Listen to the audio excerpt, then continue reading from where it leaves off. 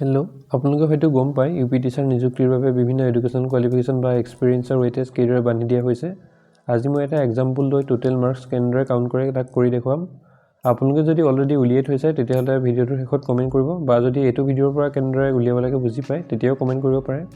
আৰু যদি কিবা কাৰণত আপোনালোকে উলিয়াব নোৱাৰে তেতিয়াহ'লে আপোনালোকৰ যিসমূহ মাৰ্কছ আছিলে, ধৰক এইচএছৰ মাৰ্কছ বা ডিগ্ৰীৰ মাৰ্কছ বা B.Edৰ মাৰ্কছ বা DLEডৰ মাৰ্কছ বা আপোনালোকৰ যি CTET বা ETETৰ মাৰ্কছ সেইসমূহ কমেণ্ট কৰি দিব, তেতিয়া আমি সেইসমূহ উলিয়াবলৈ ট্ৰাই কৰিম টোটেল কৰি পেলাই কিমান হয় আপোনালোক। কমেণ্ট মই এইটো কাৰণে কৰিব কৈছোঁ, আমি যদি পিছলৈ ইউপি টেটৰ কাট অফ এনালাইচিছ কৰোঁ তেতিয়া কমেণ্টসমূহে সহায় কৰিব, ডাটা হিচাপে কাম কৰিব। চ' আপোনালোকে কমেণ্ট কৰি দিব। এতিয়া মূল বিষয়বস্তুলৈ আগবাঢ়োঁ। আপোনালোকে জানে যদিও মই আৰু এবাৰ কৈ দিছোঁ, হাই ছেকেণ্ডেৰীৰ পৰা টোটেল 5% মাৰ্কছ আহিব। দেন আপোনালোকৰ গ্ৰেজুৱেটৰ পৰা আইডাৰ BA অৰ BSc অৰ BCom তাৰ পৰা 5% মাৰ্কছ আহিব।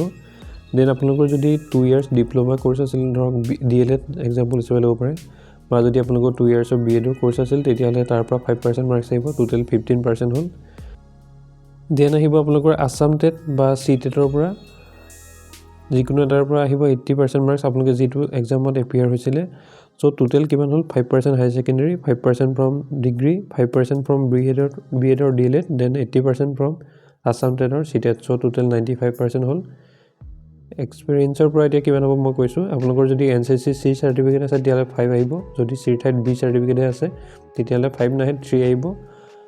আৰু যদি আপোনালোকে স্পৰ্টছত নেশ্যনেল লেভেলত ৰিপ্ৰেজেণ্ট কৰিছে বা আপোনালোকে যদি কোনো কালচাৰেল এক্টিভিটিত ৰিপ্ৰেজেণ্ট কৰিছে তেতিয়াহ'লে আপোনালোকে 5 মাৰ্কছ পাব।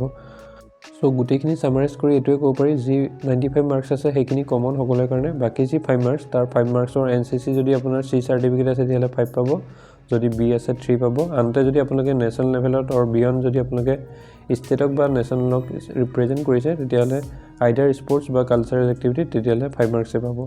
এতিয়া এটা এক্সাম্পল ল'ম। আমাক কেইবাগৰাকীয়ে কমেণ্ট কৰিছিল বা হোৱাটছআপো কৰিছিলে, তাৰ ভিতৰত এগৰাকীক আমি ৰেণ্ডমলি চিলেক্ট কৰিলোঁ।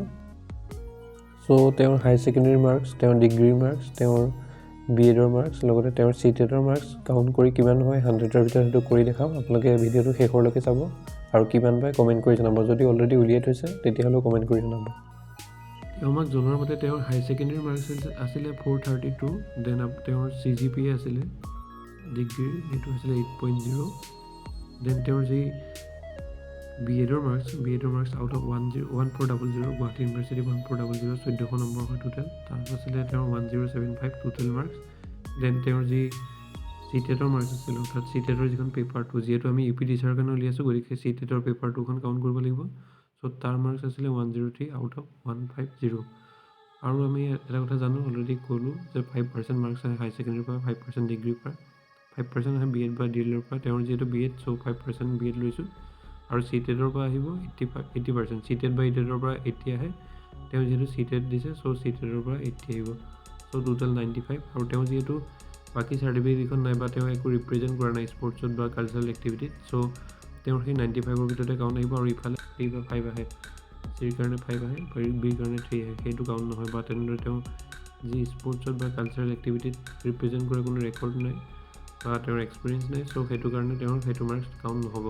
চ' আমি যিটো কাউণ্ট কৰিব লাগিব এই বাকী যিসমূহ 95 আছে তাৰ পৰাই কাউণ্ট কৰিব লাগিব। এতিয়া আমি ৱেইটেজসমূহ লোৱাৰ আগত তাৰ পাৰ্চেণ্টেজসমূহ উলিয়াই ল'ম। এইচএছৰ কিমান পাৰ্চেণ্ট আছিল তেখেতৰ, বা ডিগ্ৰীৰ কিমান পাৰ্চেণ্ট আছিল, বা B.Ed বা CTETৰ কিমান পাৰ্চেণ্ট আছিল।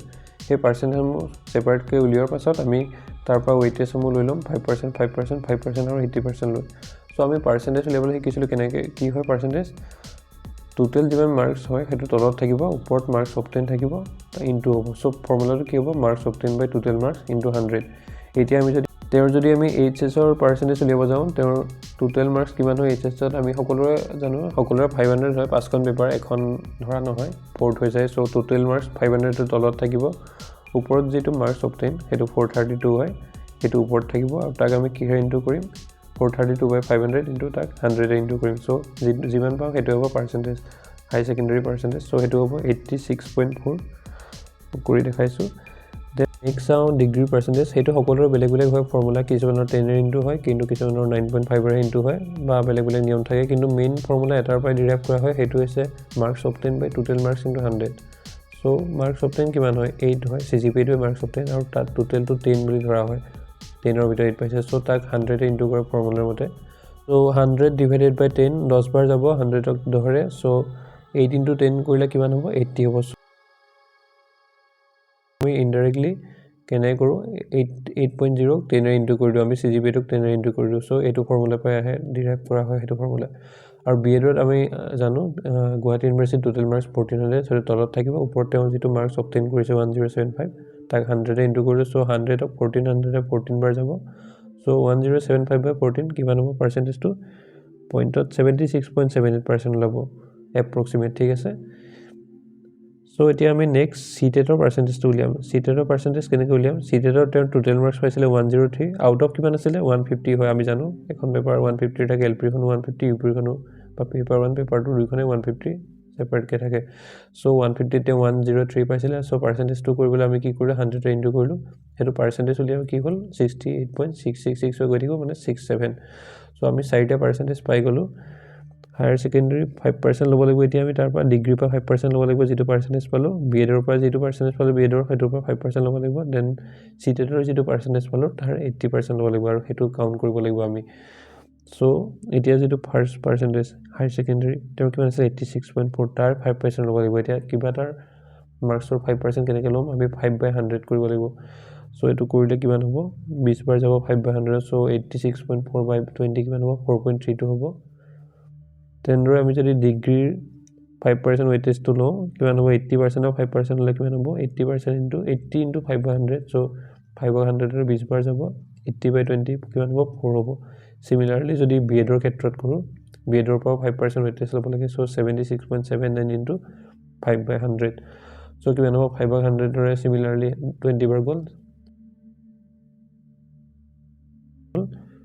3.84 এপ্ৰক্সিমেট ঠিক আছে চ' নেক্সট আমি যেটো CTETৰ মাৰ্কছ চ' তাৰ 80% ৱেইটেজ ল'ব লাগে চ' CTETৰ তেওঁৰ পাৰ্চেণ্টেজ আছিল 68.67 চ' এইটো মাৰ্জিন টাইম দিছোঁ 68.67 তো চ' তাৰ আমি 80% ল'ব লাগিব কিমান হ'ব 80/100 হ'ব ইনটু হ'ব চ' 4 বাৰ যাব 20ৰে 105 বাৰ যাব 20ৰে আশিক 4 বাৰ চ' 68.67 ইনটু 4/5 কিমান হ'ব এনচাৰটো 54.93 এতিয়া আমাৰ ৱেইটেজ ওলাই গ'ল 5% 5% 5% আৰু 80% চ' এই ৱেইটেজ কেইটা কাউণ্ট হ'ব ঠিক আছে যেটো হায়াৰ ছেকেণ্ডাৰী ৱেইটেজ 5% ডিগ্ৰী 5% B.Edৰ 5% CTETৰ 80% সেইকেইটা কাউণ্ট হ'ব তেওঁৰ যেটো NCC C চাৰ্টিফিকেট নাছিল বা কোনো স্পৰ্টছত পাৰ্টিচিপেট কৰা নাছিল বা কালচাৰেল এক্টিভিটিত ৰিপ্ৰেজেণ্ট কৰা নাছিল নেশ্যনেলত চ' তেওঁ সেইকেইটা কাউণ্ট নহ'ব কিন্তু বাকি যি 95 টোটেল মাৰ্কছ তাৰ ভিতৰত তেওঁৰ সেই যিমান পালে ৱেইটেজ 5% 5% 5% আৰু 80% লয় চ' সেইকেইটা কাউণ্ট হ'ব কিমান হ'ব কাউণ্ট কৰিলে